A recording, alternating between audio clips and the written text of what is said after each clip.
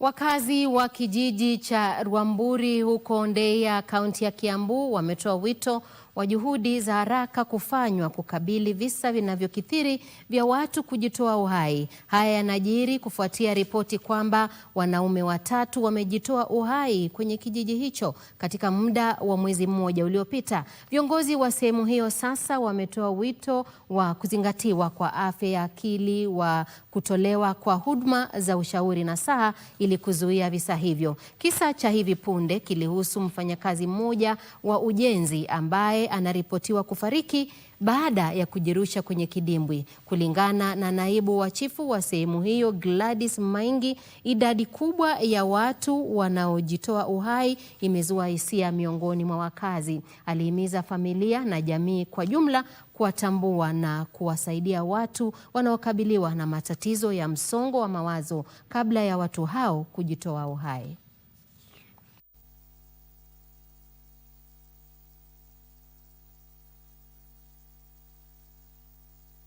Sio kisa ya kwanza, tumekuwa na ingine na hata kwingine tunasikia hiyo mambo inaendelea.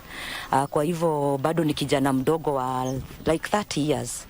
Alikuwa na mental problem, so tungewaomba men sana kwa sababu hizi cases tumezipata kwa men, at least waweze kujiongea. Mtu akiwa na shida anasema, na ili tunaweza kumsaidia. Ombi langu kwa vijana ni waweze tu kuongea, wawache kufikiria mambo yao. Wakishikwa na hiyo depression, wakubali tu kujitokeza na kusema masida yao, ndio tujaribu kuwasaidia.